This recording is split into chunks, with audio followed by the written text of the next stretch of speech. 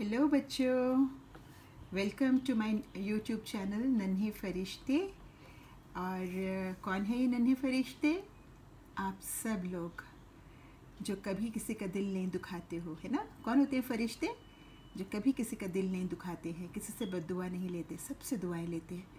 ठीक है बेटे। तो आज एक आपके जैसे प्यारे प्यारे बच्चे की कहानी है जिसका नाम है केशव। ये आपकी NCERT की क्लास 5th की रिमझिम बुक का 4th चैप्टर है, चौथा पार्ट है नन्हा फनकार। इसमें एक बच्चा है केशव जो कि 10 साल का है और वो अपने पिताजी से पत्थरों की मूर्तियों पे जो बारीक बारीक डिज़ाइन बनाना है, नक्काशी करना है, उसका काम सीख रहा है। और एक दिन क्या होता है, एक दिन अकबर बादशाह जो है वहाँ पर आ जाते हैं, क्योंकि वो उन्हीं के महल के लिए जो फतेहपुर सीकरी में उनका महल बन रहा था उसके लिए ही वो लोग काम कर रहे थे। तो वो वहाँ पर आ जाते हैं, लेकिन जो ये बच्चा है ये बिना ये उनके साथ बात करता है, उनको भी सिखाता है। और जो है वो उनके साथ क्या वार्तालाप होता है, किस तरह से ये बच्चा अपने काम को मन लगाकर करता है, उसके बारे में ये कहानी है। उससे पहले हम कुछ नए शब्द सीख लेते हैं बच्चे, जो कि इस पाठ में आए हैं। ठीक है, ताकि हम जब पाठ पढ़ें तो हमें आसानी हो। हालांकि मैं आपको पाठ पढ़ते हुए भी बताऊंगी। तो इन नए शब्दों में से सबसे पहले हम सीख रहे हैं सक पकाना। सक पकाने का अर्थ होता है चकित होना, असमंजस में पड़ना, दुविधाग्रस्त होना, घबराना, सकुचाना। अलग अलग स्थानों पर इसके अलग अलग मीनिंग हो सकते हैं। तो हम देखेंगे हमारे इस पाठ में सक पकाना कब आया। ठीक है। फनकार, कलाकार, वह जो कलापूर्ण कार्य करता हो। ठीक है। तलखी, कड़वा होने की अवस्था या भाव। थोड़ा हम कड़वा होकर किसी से रूड होकर बात कर लेते हैं तो वो तलखी। कातर नज़रों से देखना, कष्ट भरी या डरी हुई नज़रों से देखना। जैसे मम्मा आपको डांटती है तो आप मम्मा को देखते हो ना, मम्मा मैंने कुछ नहीं किया। उस वक्त जिस नज़रों से आप मम्मा को देखते हो उनको बोलते हैं कातर नज़रों से देखना।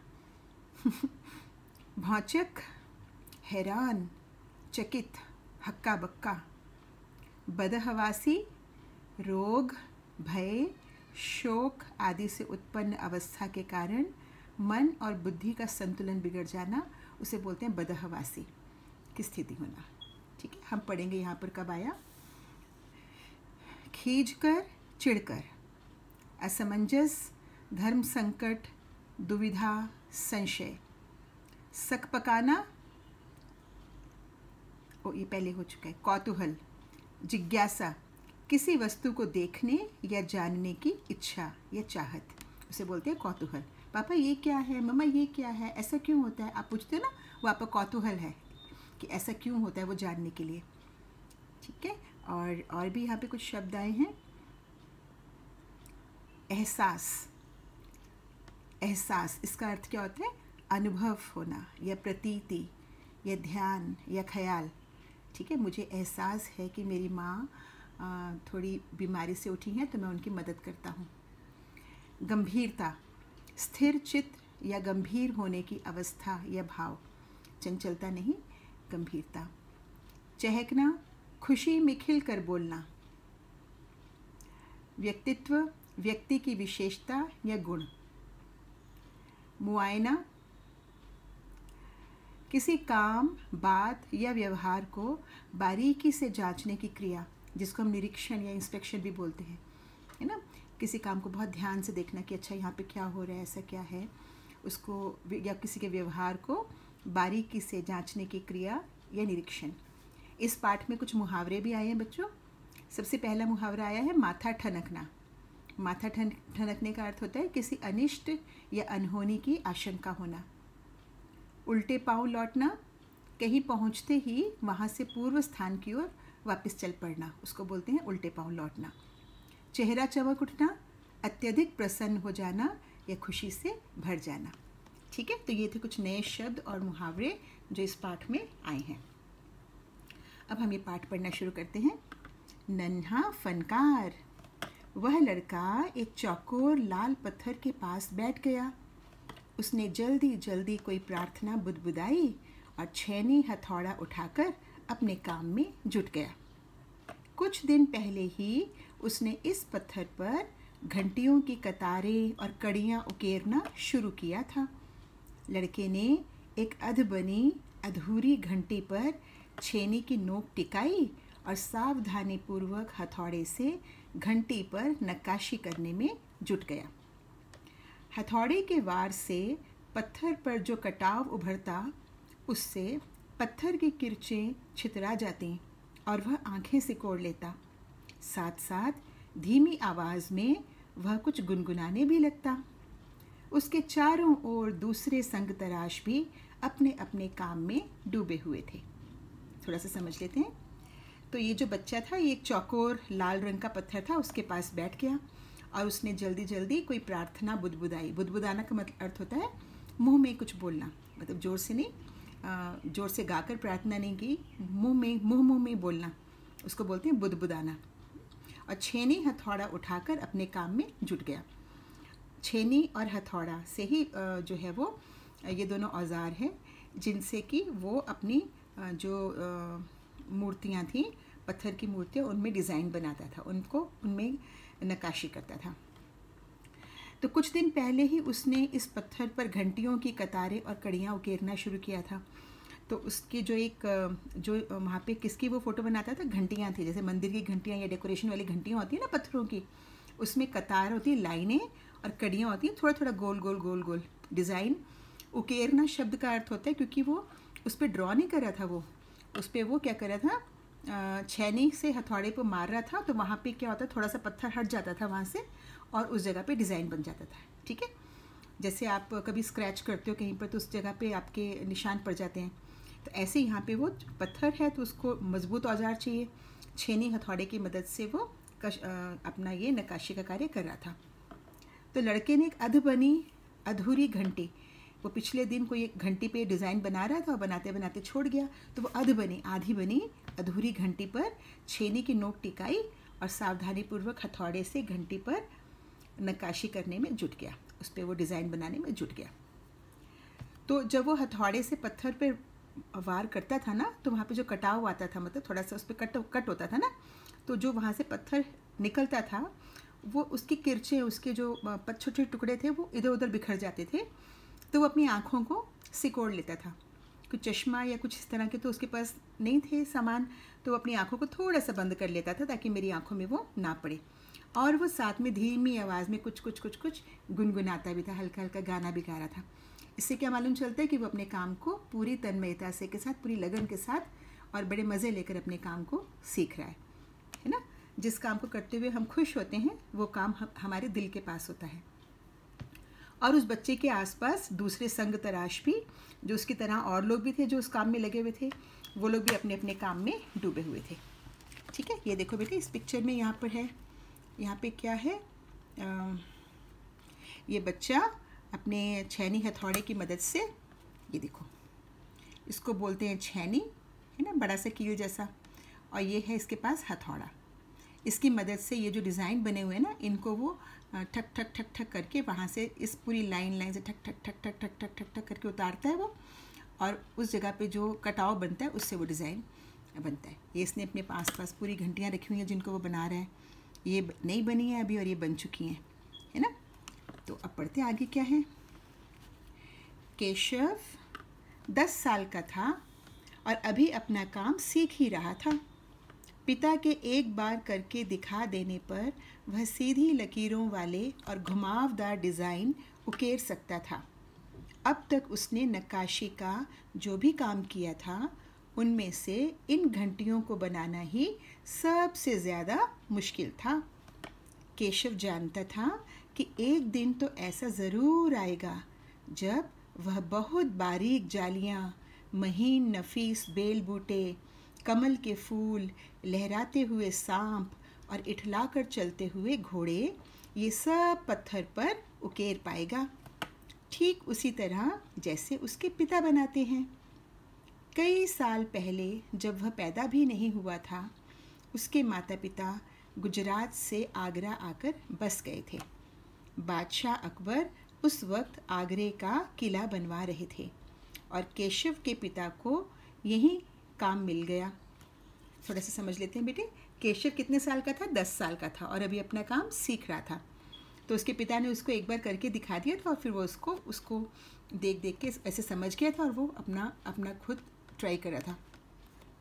तो उसके पिता ने अभी वो ना बहुत सीधी सीधी लाइनें और जो थोड़े थोड़े घुमाव वाले डिज़ाइन वही बना पाता था, लेकिन उसका मन था कि मैं एक दिन बहुत बारीक बारीक जालियाँ, मतलब बहुत सुंदर सुंदर डिज़ाइन भी, बेल बूटे जैसे फ्लावर्स और वो जो क्लाइंबर्स वगैरह के डिज़ाइन बने होते हैं, कमल के फूल, लहराते हुए सांप और इठला कर चलते हुए घोड़े, सब अलग अलग तरह के डिज़ाइन मैं अपने एक दिन ज़रूर बनाना सीख पाऊँगा जैसे उसके पिता बनाते हैं। ये बात वो उसके मन में ये इच्छा थी। तो जब वो बहुत साल पहले, जब वो पैदा भी नहीं हुआ था ना बेटे, तो उसके माता पिता गुजरात में रहते थे।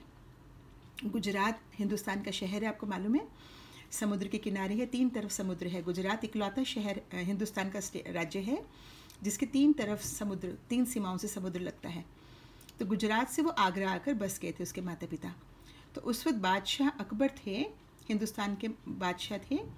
उस वक्त वो आगरे का किला बनवा रहे थे, जो आगरे का किला बन रहा था, और केशव के पिता को भी वहीं पे काम मिल गया था ना। केशव का जन्म भी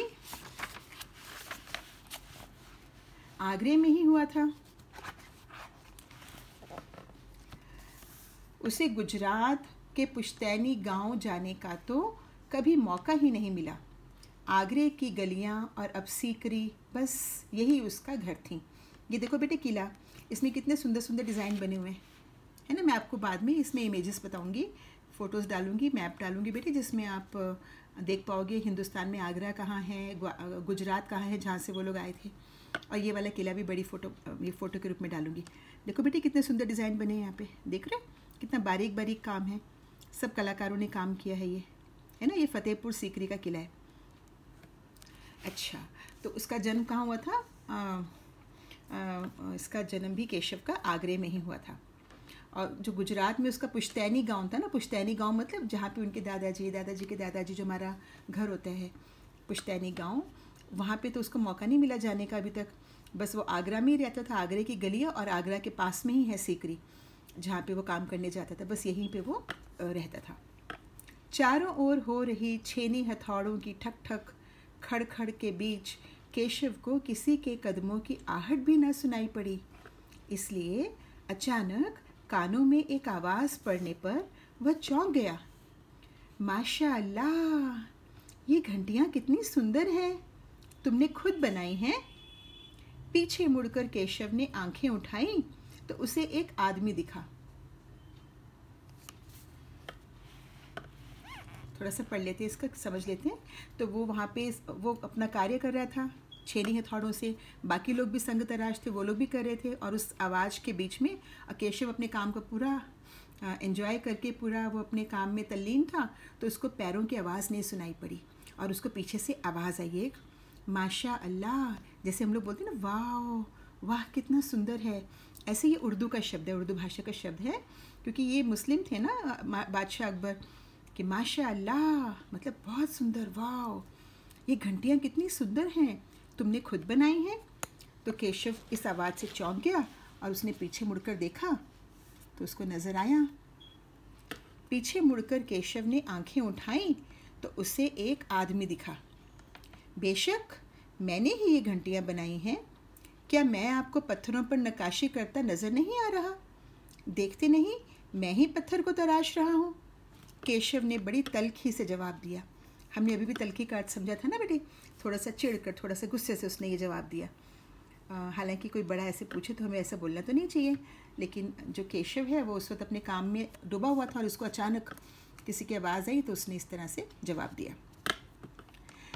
तो बादशाह अकबर क्या बोलते हैं, दिखता तो है पर तुम इतने छोटे लगते हो ना। वह आदमी हंसते हुए बोला, मैं 10 साल का हूँ। 10? अच्छा। वह आदमी पास पड़े पत्थर पर बैठते हुए बोला, तब तो काफ़ी बड़े हो। मैंने भी 13 साल की उम्र में एक लड़ाई में हिस्सा लिया था। तो वो आदमी उसके पास जो पत्थर था वहाँ बैठ के वो बोलते हैं कि अच्छा आप 10 साल के हो, तो मैं भी जब 13 ईयर्स का था ना, 13 साल का था, तो मैंने भी एक लड़ाई में हिस्सा लिया।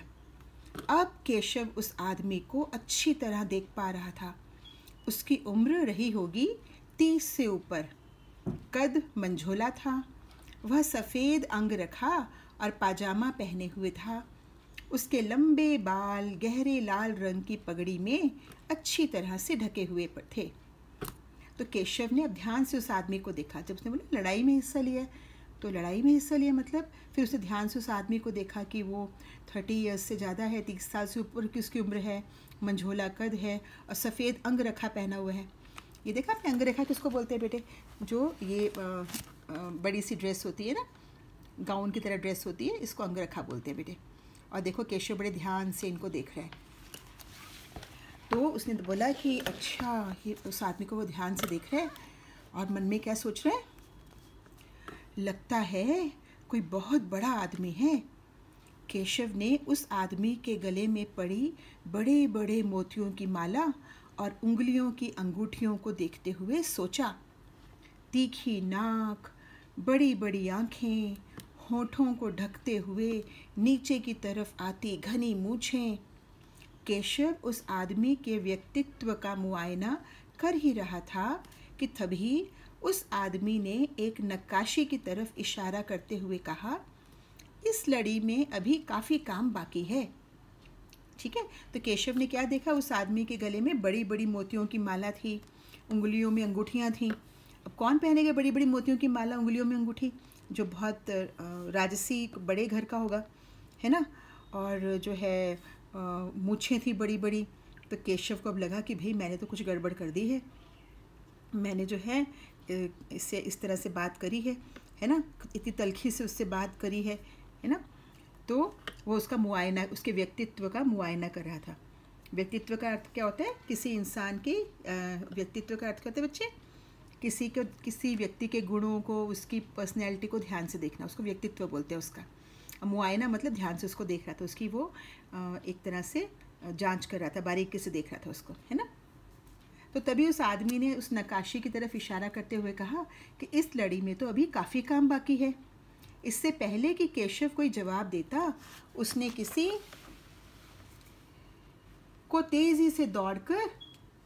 के तेज़ी से दौड़कर अपनी ओर आने की आवाज़ सुनी। यह और कोई नहीं, महल का पहरेदार था। हुजूर, माफ़ करें, मुझे आपके आने का पता ही नहीं चला, हाँफते हुए उसने कहा। फिर वह मुड़कर भौचक्क से खड़े केशव को घूरते हुए बोला, बेवकूफ़, खड़ा हो। हुजूरे आला के सामने बैठने की ज़रूरत कैसे की तूने? झुक कर सलाम कर इन्हें। तो केशव अभी देख ही रहा था, उसको ध्यान से उसका मुआयना कर ही रहा था उसके व्यक्तित्व का, कि उसने देखा कि दौड़कर उसको आवाज़ आई कि कोई दौड़ कर उसकी ओर आ रहा है। तो वो था उस महल का पहरेदार। उसको मालूम नहीं चला कि वो बादशाह अकबर वहाँ पर आए हैं। तो वो क्या कहते हैं, जब वो दौड़ रहा था तो वो उसकी सांस चढ़ गई, उसको बोलते हैं हाफना। ठीक है, कहते हैं हुजूर माफ़ करें, मुझे आपके आने का पता ही नहीं चला।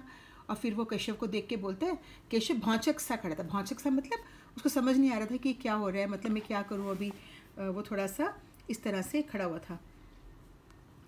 तो उसने कहा, बेवकूफ़, खड़ा हो जा, तो हुजूर आला के सामने बैठा हुआ है, इतने बादशाह के सामने तो बैठा हुआ है, खड़े हो जा, है ना।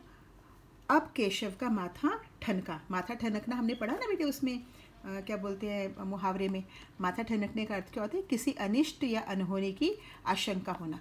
केशव ने सोचा, ओ बाप रे, अब तो कुछ न कुछ गड़बड़ हो सकती है। उसे कुछ कुछ समझ आ रहा था।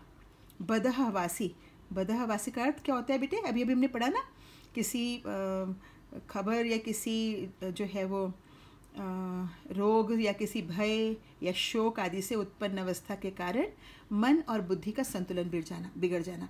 मतलब कुछ समझ ना आना उस वक्त, किसी भी रोग है या कोई बीमार है या कोई शौक है या कोई किसी को कुछ डर है, उसके कारण हमें समझ ना आना हम क्या बोल रहे हैं, क्या कर रहे हैं, उसको बोलते हैं बदहवासी। तो बदहवासी में छेनी हाथ से छूटकर नीचे गिरी और वह जल्दी से उठकर खड़ा हो गया। अरे, कहीं ये बादशाह अकबर तो नहीं? यह ख्याल आते ही उसने झुककर सलाम किया और खरगोश की सी कातर नज़रों से अकबर को देखने लगा। कातर नज़रों से देखना मतलब कष्ट भरी या डरी हुई नज़रों से देखना, है ना। जैसे खरगोश देखते हैं डरा हुआ कि भी मुझे कहीं मार ना दें। फिर उसने उठ के झुक के सलाम किया और वो डर के अकबर को देखने लगा। अकबर को पहरेदार की यह दखलंदाजी बिल्कुल अच्छी ना लगी। अकबर को बिल्कुल ठीक नहीं लगा कि पहरेदार ने ऐसे दखलंदाजी की। वो उस बच्चे से बात करने में उसको अच्छा लग रहा था और पहरेदार ने आके बता दिया ये बादशाह अकबर है, तो वो बच्चा डर गया। तो अकबर को ये बात पसंद नहीं आई। उन्होंने खींचकर मतलब चिढ़कर गुस्से में पहरेदार को वहाँ से जाने का इशारा करते हुए कहा, ठीक है सिपाही, कुछ देर के लिए हमें अकेला छोड़ दो। पहरेदार तो चला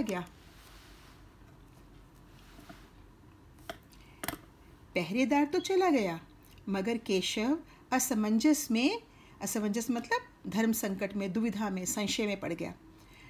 मगर केशव असमंजस में था कि उसे क्या करना चाहिए, वापिस अपना नक्काशी का काम शुरू करे या बादशाह के हुक्म के इंतज़ार में खड़ा रहे।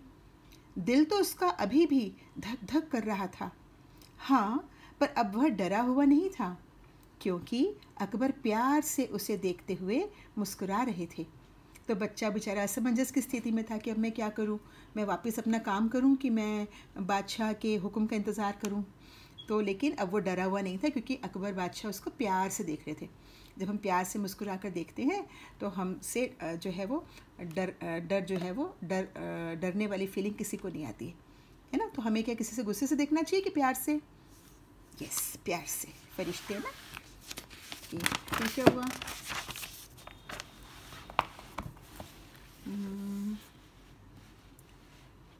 तुम्हारा नाम क्या है? अकबर ने नरम आवाज़ में पूछा। तुम्हारा नाम क्या है? केशव, उसने नपातुला जवाब दिया। अब पहले तो वो इतना बोल रहा था जब उस अकबर को देखा था शुरू में, अब उसको डर लग गया था। अब उसने नपातुला जवाब दिया, मतलब लंबा जवाब नहीं दिया, बस जितना पूछा उतना ही जवाब दिया। केशव, क्या तुम मुझे नक्काशी करना सिखाओगे? उलझन में पड़े केशव ने तुरंत सिर हिला दिया मतलब हाँ जी मैं सिखाऊंगा।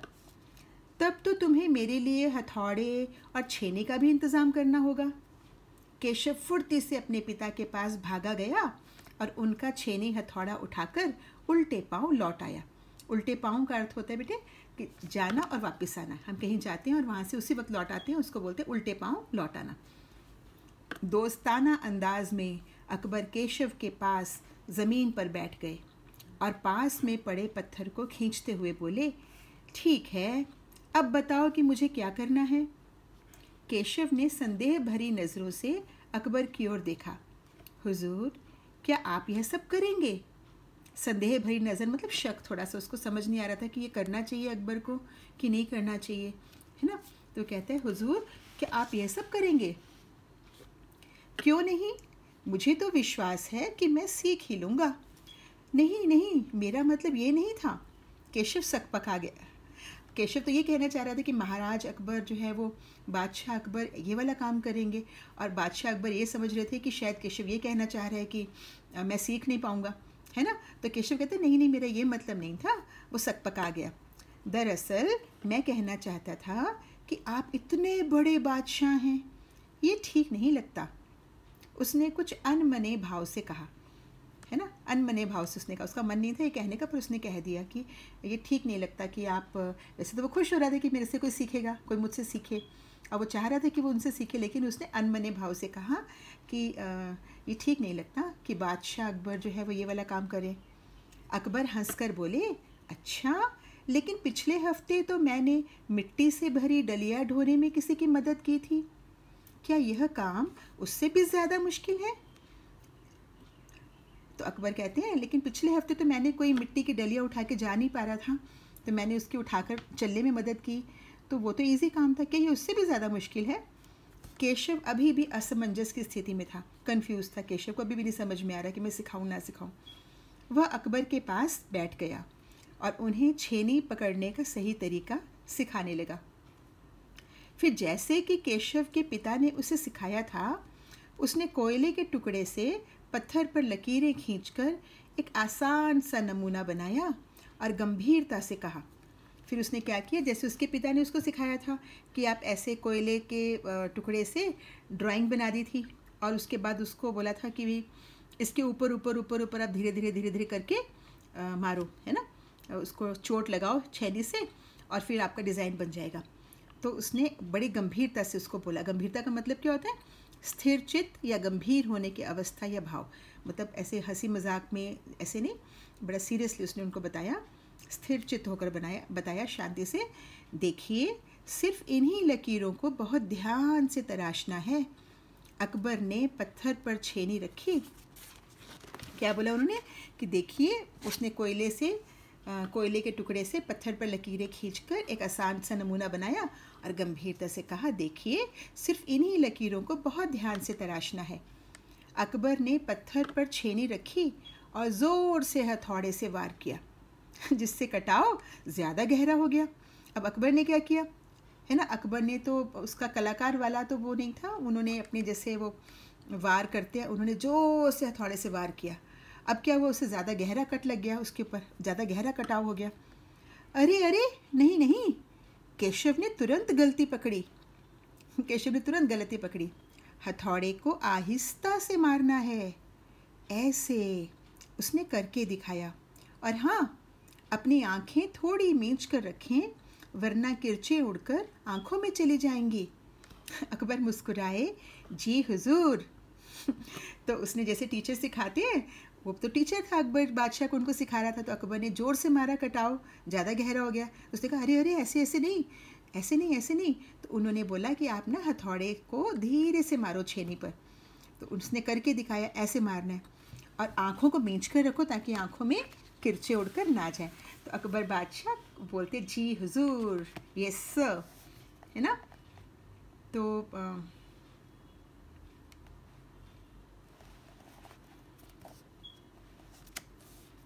अच्छा, जवाब में केशव भी मुस्कुरा उठा। वह लगभग भूल ही गया था कि उसकी बगल में बैठा वह व्यक्ति हिंदुस्तान का बादशाह है। एक अनाड़ी से वयस्क पर अपने काम की धाक जमाने में उसे मज़ा आ रहा था। वह बड़े ध्यान से देख रहा था कि अकबर किस तरह लकीरों को उकेर रहे हैं। बादशाह से ज़रा सी भी चूक हो जाने पर फ़ौरन उसकी त्योरियां चढ़ जाती। त्योरियां चढ़ जाना अर्थात थोड़ा सा जब गुस्से वाला एक्सप्रेशन चेहरे पे आना, गुस्से का भाव आना चेहरे पे।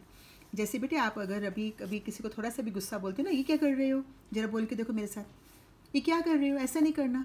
तो आपकी जो आईब्रोज़ है उसके पास देखो वो कैसी वो रिंकल्स पड़ रहे हैं, उसको बोलते हैं त्योरियां चढ़ जाना। काम करते करते अकबर पूछ बैठते, केशव सही नहीं है क्या? और केशव सिर हिलाकर अपनी असहमति जता देता। सहमति मतलब यस, असहमति मतलब नो। ठीक है, मैं सहमत नहीं हूँ, नहीं। वो बीच बीच में पूछते थे कि केशव क्या मैं सही नहीं कर रहा हूँ? तो केशव कहता था नहीं। अकबर इत्मीनान से बैठ गए, इत्मीनान मतलब चैन से, आराम से बैठ गए और केशव को काम करता हुआ देखने लगे। अपने काम में खोए हुए उन दोनों को इस बात का एहसास नहीं हुआ कि आसपास मौजूद दूसरे संग तराश उन्हें बड़े कौतूहल से देख रहे हैं। और वो दोनों अपने काम बड़े ध्यान से कर रहे थे और उनको ये ध्यान ही नहीं रहा कि जो आसपास और संग तराश थे और लोग थे, वो उनको बहुत ध्यान से देख रहे हैं। कौतूहल मतलब जिज्ञासा भरी वस्तु, जिज्ञासा या किसी वस्तु को देखने या जानने की इच्छा या चाहत, है ना, कि ये क्या कर रहे हैं, कैसे हो रहा है, अभी क्या कर रहे हैं, उसको बोलते हैं कौतूहल, क्यूरियोसिटी। किसी चीज़ को देखने की इच्छा या चाहत कि अभी क्या होगा, अब क्या होगा, है ना। अकबर ने गौर किया कि केशव पत्थर पर बने नमूने को ही नहीं तराश रहा था, बल्कि अपनी तरफ से भी उनमें कुछ जोड़ रहा था, जिससे वे डिज़ाइन ज़्यादा खूबसूरत लग रहे थे। तो अकबर ने गौर किया, ये ध्यान से देखा कि केशव के पिताजी ने जो उनको दी थी, जो डिज़ाइन बनाकर दिए थे, तो वो खाली उन डिज़ाइनों के ऊपर ही नहीं छेनी हथौड़ा चला रहा था, वो अपनी तरफ से भी उनमें कुछ ना कुछ ऐड कर रहा था। इसका मतलब उसको उस काम को करने का उसमें शौक़ था केशव को, और वो उस काम को सीख रहा था अच्छे से। वो अपने खुद के भी डिज़ाइन उसके बीच में ऐड कर रहा था और उन डिज़ाइनों को उन डिज़ाइंस को उसके बीच में जो अपनी तरफ से बना रहा था, उससे क्या हो रहा था, वो और ज़्यादा खूबसूरत लग रहे थे। लड़के के काम करने के अंदाज को देखकर अकबर ने धीमे से कहा, केशव देखना, एक दिन तुम बड़े फनकार बनोगे। हो सकता है कि एक दिन तुम मेरे कारखाने में काम करो। कारखाना? कैसा कारखाना? बस एक बार ये महल तैयार हो जाए और लोग आगरा से आकर यहाँ रहने लगें, तब मैं कारखाने बनवाऊँगा। इन कारखानों में मेरी सल्तनत के सबसे बढ़िया फनकार और शिल्पकार काम करेंगे। चित्र बनाने वाले कलाकार, गलीचों के बुनकर, संग तराश, पत्थर और लकड़ी पर नक्काशी करने वाले शिल्पकार सभी वहाँ काम करेंगे। तो अकबर क्या बता रहे, उनको बड़ा अच्छा लगा कि ये बच्चा इतने अच्छे से सीख रहा है। अभी सिर्फ 10 साल का है और पापा ने जो उसके डिज़ाइन बना के दिए उसमें भी वो अपनी तरफ से और ऐड कर रहा है। तो अकबर कहते हैं, बेटे अब देखना एक दिन केशव तुम बहुत बड़े कलाकार बनोगे, बहुत बड़े फ़नकार बनोगे, और हो सकता है कि तुम इतने बड़े फ़नकार बन जाओ कि मैं तुम्हें अपने कारखाने में काम दे दूँ। कारखाना मतलब फैक्ट्री, है ना। तो केशव बोल रहे कारखाना? कौन सा कारखाना? तो वो कहते हैं कि एक बार ये महल तैयार हो जाए सीकरी का, फिर जो लोग आगरा और फतेहपुर सीकरी पास है ना बेटे, मैं आपको मैप में अभी डालूँगी मैं मैप। तो उन्होंने जो वहाँ से लोग आगरा से आकर फतेहपुर सीकरी में रहने लग जाएंगे, तब मैं ना जो मेरी सल्तनत के, मेरे जो राज्य के जो सबसे बढ़िया फ़नकार होंगे ना और शिल्पकार होंगे, उन सबको मैं बुलाऊंगा और अपने कारखाने बनाऊंगा जहाँ पे वो काम करेंगे, जिसमें चित्र बनाने वाले कलाकार होंगे। कौन कौन से फ़नकार होंगे? चित्र बनाने वाले कलाकार होंगे जो पेंटिंग्स करेंगे, गलीचों के बुनकर, गलीचे होते हैं कारपेट्स, जो कालीन जिसको बोलते हैं, उसको बुनने वाले, संग तराश जो ये नक्काशी, जो ये बच्चा था, पत्थर और लकड़ी पर नक्काशी करने वाले शिल्पकार सभी वहाँ काम करेंगे। केशव का चेहरा चमक उठा। केशव बहुत खुश हो गया। चेहरा चमक उठना मतलब बहुत खुश हो जाना। केशव का चेहरा चमक उठा। वह मुस्कुराते हुए बोला, मैं वहाँ ज़रूर काम करना चाहूँगा। खुश हो गया केशव ना कि मैं वहाँ पे ज़रूर काम करूँगा। अकबर उठ खड़े हुए। जाते हुए बड़े प्यार से केशव का कंधा थपथपाया और कहा, अच्छा बेटा, अपना काम जारी रखो। हुजूर, क्या आप दोबारा आएंगे? केशव ने बड़ी उत्सुकता से पूछा। मैं ज़रूर आऊँगा केशव।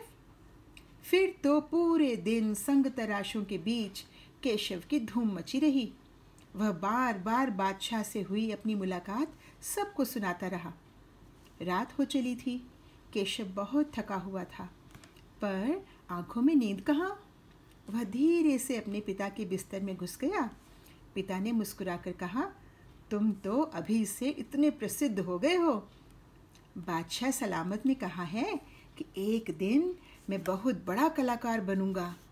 अपने सिर को पिता की बाहों के सहारे टिकाकर केशव धीरे से बोला, हमारे बादशाह बहुत ही नेक इंसान हैं। बिल्कुल सही, पिता ने कहा। कुछ सोचकर केशव ने पूछा, बाबा एक बात बताओ। बाबा एक बात बताओ, बादशाह के पास आगरा में एक से बढ़कर एक खूबसूरत महल हैं, फिर वे सीकरी में यह शहर क्यों बनवा रहे हैं? पिता ने कुछ याद करते हुए बताना शुरू किया। हाँ बेटा, बादशाह का आगरा बहुत सुंदर शहर है, पर सीकरी में नया शहर बनवाने का भी एक खास कारण है। मैंने सुना है कि जब बादशाह अकबर की कोई संतान नहीं थी, इस वजह से वे हर वक्त परेशान रहते थे। वे बहुत से साधु संतों और फ़कीरों के पास गए। भटकते भटकते बादशाह ख्वाजा सलीम चिश्ती के पास सीकरी आए। उन्होंने ही बादशाह को बताया कि उनका एक नहीं, तीन संतानें होंगी, शहजादा सलीम, मुराद और दनियाल।